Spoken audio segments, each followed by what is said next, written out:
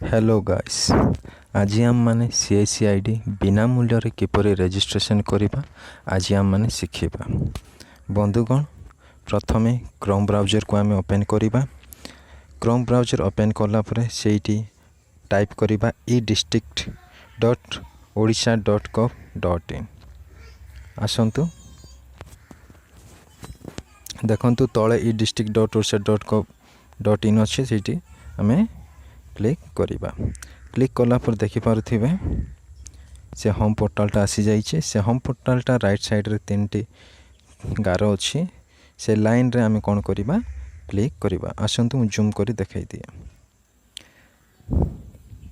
से 3टी गार रे क्लिक करला परे आमको लेफ्ट कॉर्नर रे आमको ऑप्शन गुड़ाक देव। से लॉगिन CSC बा ऑफिशियल यूजर आम क्लिक करवा। CSC ऑफिशियल क्लिक करला परे आमको कौन करवा से आमको से रजिस्टर ऑप्शन को आमको धरी आइब। जोटी आम don't have an account register here आम से क्लिक करवा। जेहेतु आमर रजिस्ट्रेशन नाही आईडी आम तैयारी करवा तेणुक आम से क्लिक करवा। आसतु मु क्लिक कर नौछि।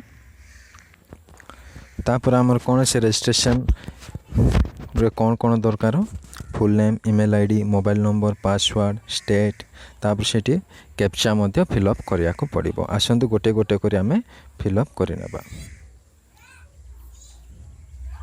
देखंतु मु फिलअप कर देछि। कैप्चा मध्य दे सबमिट कर देछि। सबमिट करला पर हम कोन हेबो जो मोबाइल नंबर टी मेल टी देइछो सेठी हमर गोटे गोटे ओटीपी आसी जिवो।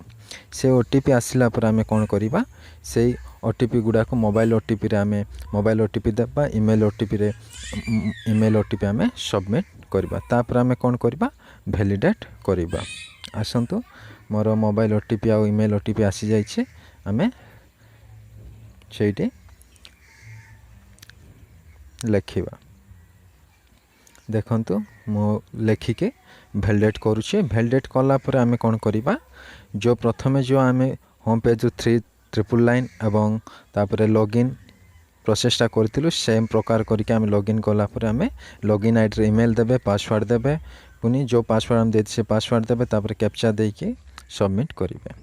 सबमिट कला पर आमे कोन करबा हमर से CSC आईडी टा हमर खुली जीवो। खुलला पर आपण माने रेसिडेंट, कैश, इनकम विभिन्न प्रकार फैसिलिटी अच्छे से सब बिना मूल्य रे अप्लाई करि परिबे।